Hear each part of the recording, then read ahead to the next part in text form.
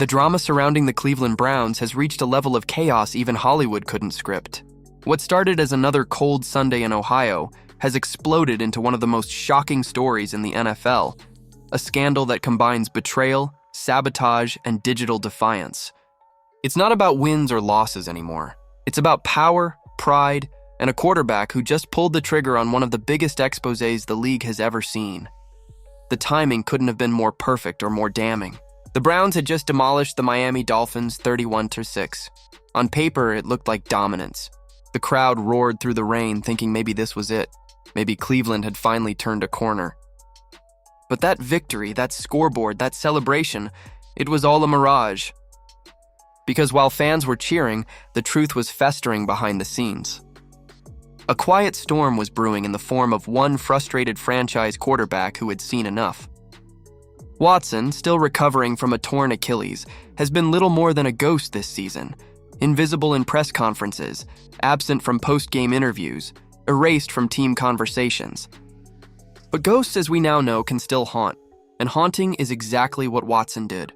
Sitting at home, likely scrolling through TikTok while the rest of the city was celebrating, he stumbled upon a video posted by a Browns fan named Chad, a brutally honest rant about Kevin Stefanski's offense. Chad's message was clear. Every quarterback who's played for Stefanski ends up broken, confused, and humiliated, only to find success once they escape Cleveland. He named names: Baker Mayfield, Joe Flacco, Deshaun Watson himself, and laid it all out for the world to see. And then, like lighting a match in a gasoline-soaked room, Watson hit the like button. It sounds small, almost laughably insignificant, but in today's NFL, a social media like is a declaration of war. It's a digital confession. It's a message louder than any press conference. When the man with the most guaranteed money in NFL history likes a post accusing his coach of destroying careers, it's not an accident. It's a rebellion. Watson didn't speak. He didn't write a statement. He just co-signed a truth that's been whispered for years. Kevin Stefanski's system isn't just broken. It's toxic. Let's rewind for a second to understand why this single action matters so much. During that so-called dominant win against Miami, the Browns' offense looked like it came from another century. Gabriel, the starter, threw the ball only 18 times. He completed 13 of those passes, went for 116 yards. No touchdowns. No creativity, just fear. A performance so timid it looked like a team running drills, not a professional football game. The defense carried the day while the offense played not to lose, and that's the real story here. The fifth-round phenom, the son of football royalty, a quarterback with poise, leadership, and talent to rival the league's best, is being buried alive on the bench. Shedeur isn't being developed, he's being erased.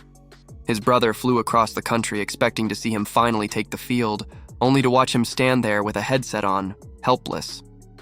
It was supposed to be his moment, the start of a new era, but instead it became another chapter in Cleveland's long history of quarterback sabotage. Watson saw it all from the inside. He's lived through the same suffocating system. He's watched Stefanski design game plans that strip quarterbacks of identity and confidence. He's seen what happens when creativity is punished, when playmakers are caged in a system that values obedience over brilliance. And now he's watching the same thing happen to Shedeur Sanders, another young, dynamic quarterback being slowly destroyed by a coach who seems allergic to risk. That's why his like hit so hard. It wasn't random. It was a message from a man who's been there, warning the next generation about what's coming. Kevin Stefanski's offense has become a graveyard for quarterbacks. Baker Mayfield entered Cleveland full of swagger, charisma, and confidence. By the time he left, he looked broken, battered, and lost. Joe Flacco showed flashes of life before the same system swallowed him whole. Watson, once one of the most dynamic quarterbacks in the NFL, has looked like a ghost of himself ever since arriving. And now, Shedeur Sanders is next in line, watching his career stall before it even begins. What's worse is that Stefanski doesn't seem to care.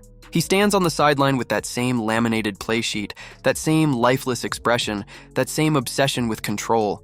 He's convinced that if he just runs his system perfectly, if every player does exactly what he says, he can win without risk, without chaos, without individuality. But football doesn't work that way. Great teams are built on trust, freedom, and adaptation. Stefanski's Browns are built on fear. The locker room knows it. The players see it. They see Shedeur sling perfect passes in practice. They see his leadership, his command, his energy. And then they see him sit for 4 quarters while the offense barely scrapes past 100 yards passing. You can't fool players. They know when something's rotten. They know when politics is at play. And right now, every man in that locker room knows that talent isn't the issue. Ego is. And make no mistake, this isn't just about football anymore. This is about identity, power, and perception.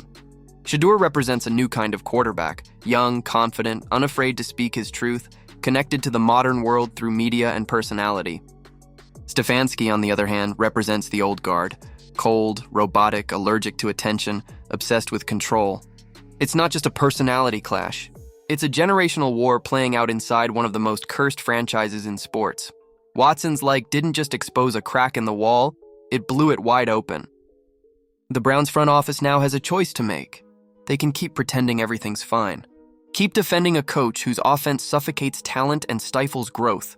Or they can finally admit the obvious and that Kevin Stefanski's system has become a liability. Because if they don't, they're going to lose everything. They'll lose the locker room. They'll lose their fan base. And they'll lose the future. A future that could have been built around Shedeur Sanders. And the craziest part? Shedeur has done everything right. He's stayed quiet. He's been professional. He's practiced hard, supported his teammates, and kept his head down. He hasn't demanded attention. He hasn't pulled a diva move. He's done exactly what a young quarterback is supposed to do. And his reward has been humiliation, sitting on the bench while a scared head coach plays hide and seek with the passing game. Now, with Deshaun Watson's digital rebellion lighting the match, the Browns' dirty laundry is out for the world to see. The system is broken. The locker room is fractured. And the most exciting young quarterback in football is being held hostage by a coach too stubborn to change. The question now isn't if this will explode. It's when. So what happens next? Does the front office finally step in and free Shedeur Sanders before it's too late? Does Kevin Stefanski swallow his pride and do what's best for the team? Or does this digital rebellion mark the beginning of yet another Cleveland collapse? Another chapter in the endless saga of a franchise that always finds new ways to self-destruct? Let's talk about it. Was Deshaun Watson's an accident or a message? Is Kevin Stefanski really sabotaging Shedeur Sanders' career? And how much longer can the Browns pretend everything's fine before the entire locker room turns against them? Let us know what you think down in the comments below.